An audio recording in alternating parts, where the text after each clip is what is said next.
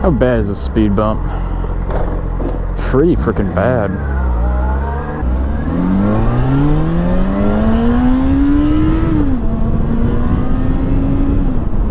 Hello everybody, what is going on? It is Matt, and thank you for checking out my channel.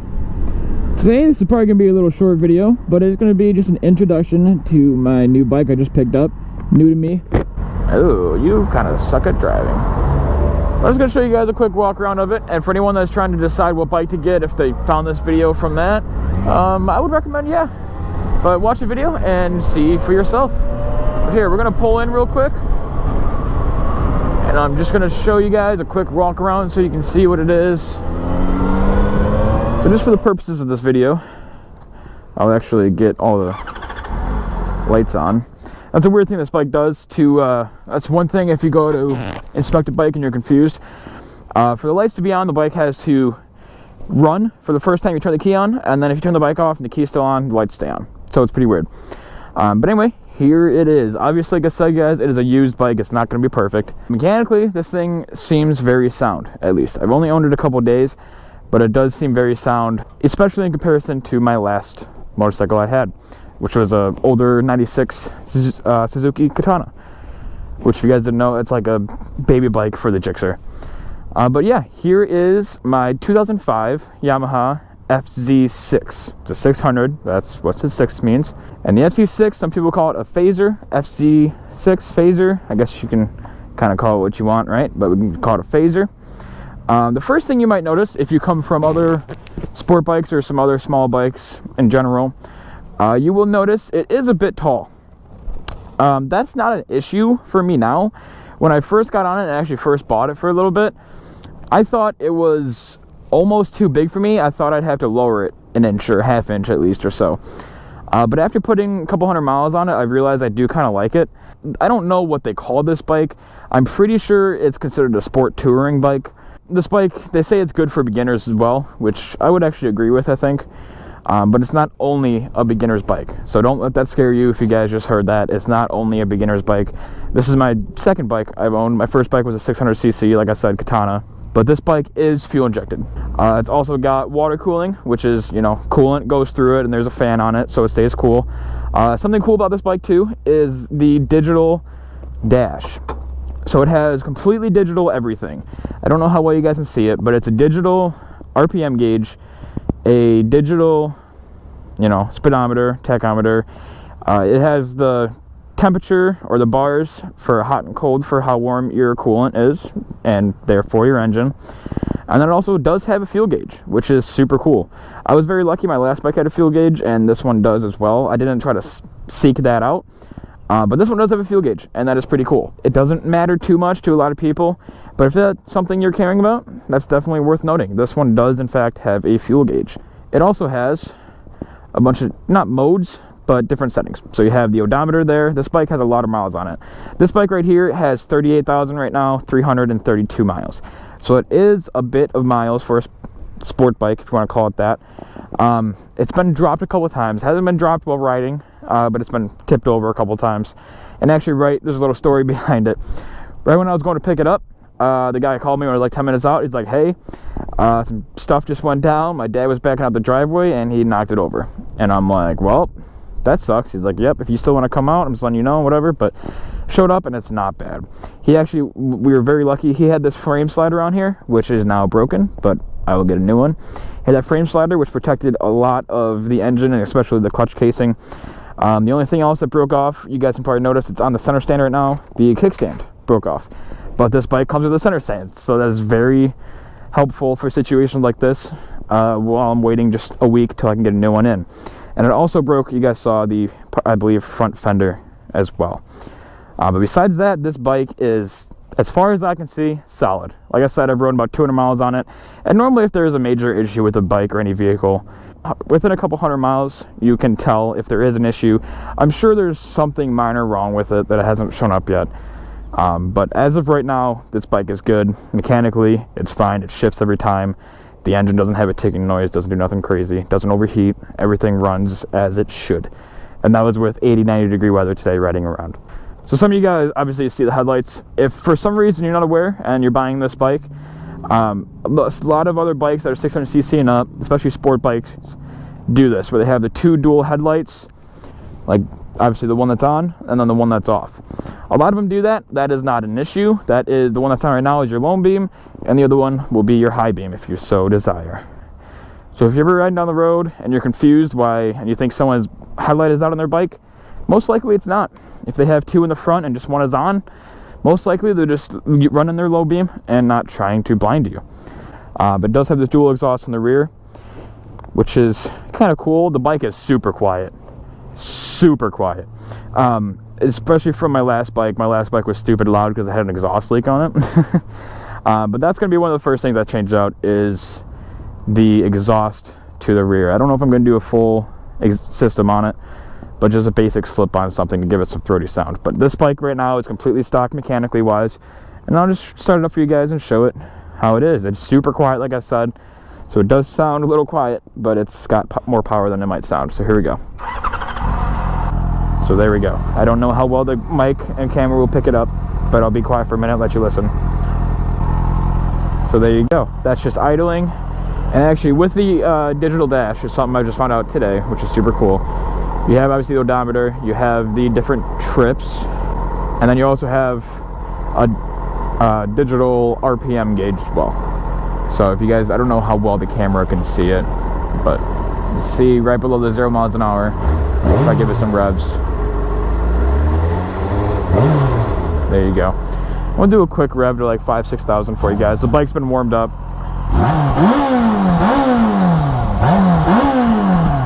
So there you go. Like I said, the bike with the center stand is kind of cool. It helps with if you try to adjust your chain, take your chain off, clean your chain, change your brakes, you know, take your tire off. That way you can bring your tire off, bring it to a shop way easier. If you want to get it reconditioned, hydro dipped, get a new tire on it, get it balanced or whatever. I'm really happy with this bike so far. I hope it shows up pretty well on video. But we'll do a short ride for you guys. I'm sure you guys have been waiting for this for the whole video. I apologize. If you guys are looking to purchase this bike, I would say go for it. If you're looking for something that is super fast, super crazy, and it's going to be awesome through, you know, mountainous roads and stuff, maybe not for that. You know, go towards, if you're going to try to do that primarily, go towards if you like Yamaha, there are R6s. If you know, CBR 600s, anything like that through Honda. But this is not a super fast, go fast around corners bike. This bike is very, I guess you can call it flickable, very maneuverable. Like I said, it is a little bit tall, but obviously once you're going, weight and height does not matter. So there we go. I just put the center stand up, and we will go for a short ride.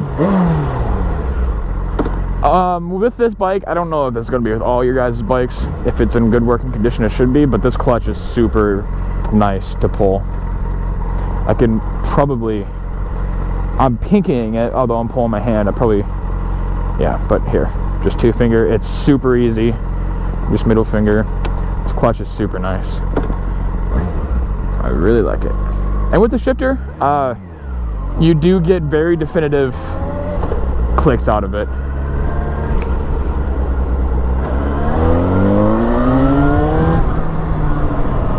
That's another thing I forgot about, is the brakes for this bike.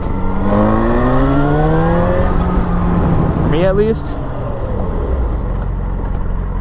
they are very nice. There we go.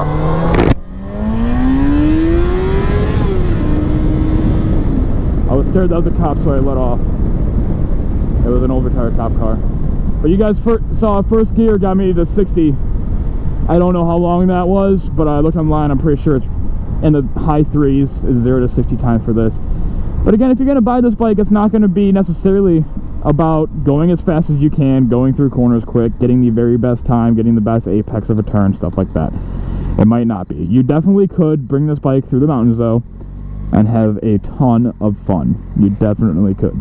I can't because I live in Illinois and we are unaware of what mountains are. This is our mountain right here. It goes up 6 feet. And with this bike, like I said, I believe it is considered a sport touring bike. If it's not, that's how I would describe it. You can get this thing up, throw it in 6th gear, and cruise around all day. I'm in 6 and I was going 30 and I just roll on, I'm doing 45. It's perfect commuter bike with some fun.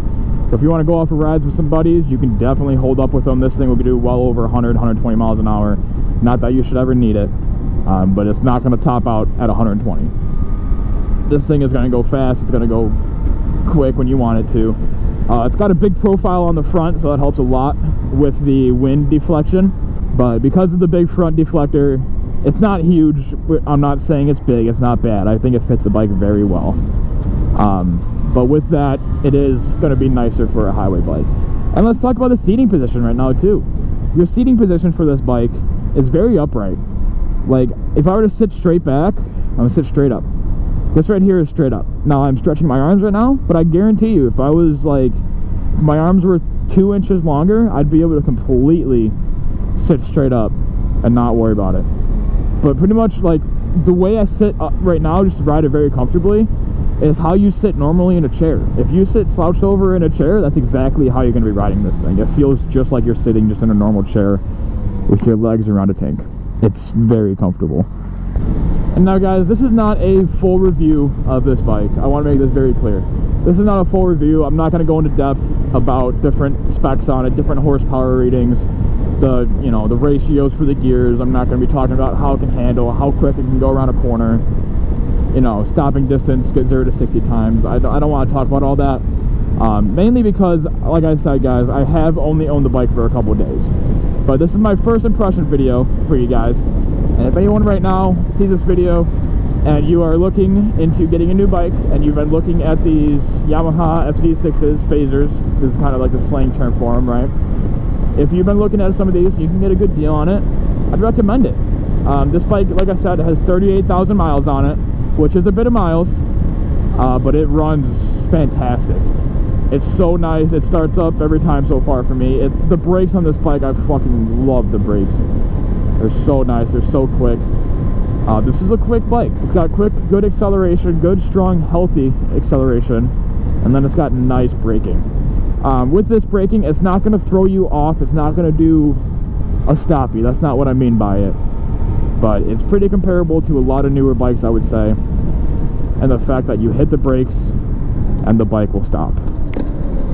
You can be barely on it and get some very positive feedback.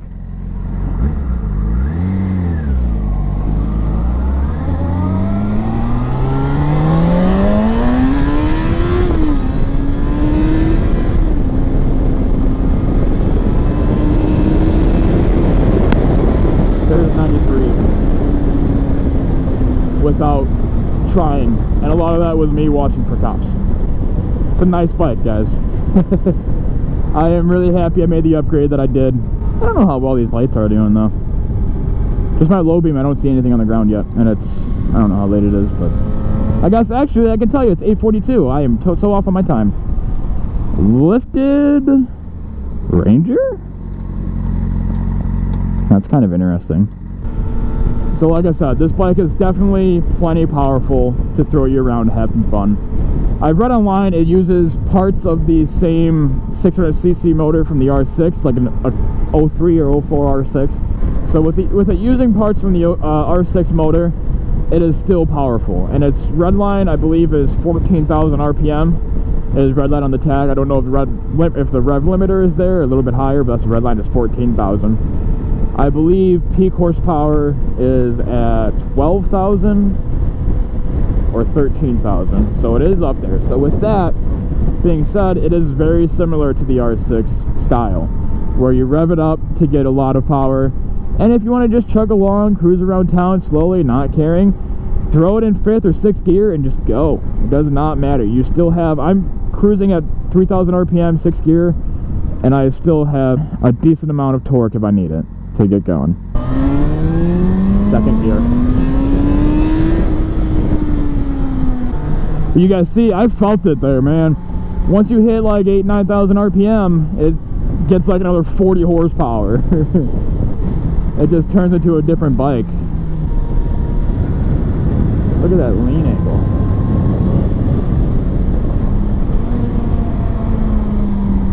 This bike is very flickable. You tell it to lean, you push a little harder, And it's leaning.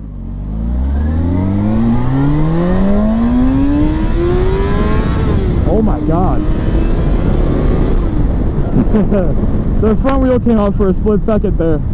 This thing will almost power wheelie in first if you really snap it.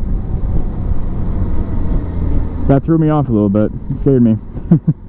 So there's your answer. If you want it to wheelie, it will wheelie. So, first time riders, is this bike good for them? I would say so. If you want to, if you're a little bit taller, or if you've had some minor experience with some bikes, I would say this could be a really good first bike. Like, because what I was saying, under 8,000, 9,000 RPM, this bike is smooth. It's still got some torque to throw you back in your seat. It's very controllable.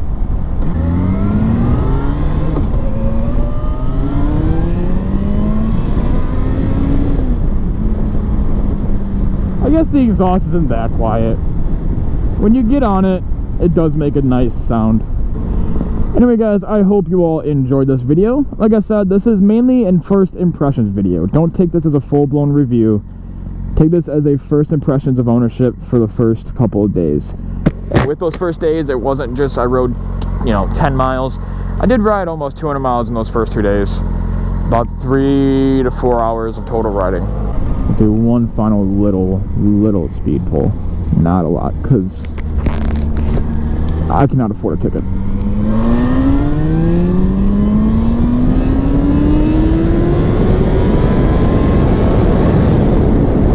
So there is a rev limiter right there at like 95 miles an hour in second. That is your rev limiter. I believe it is right at like 13.5. So with that guys, that concludes the video of my first impressions to my new motorcycle, 2005 Yamaha FZ6.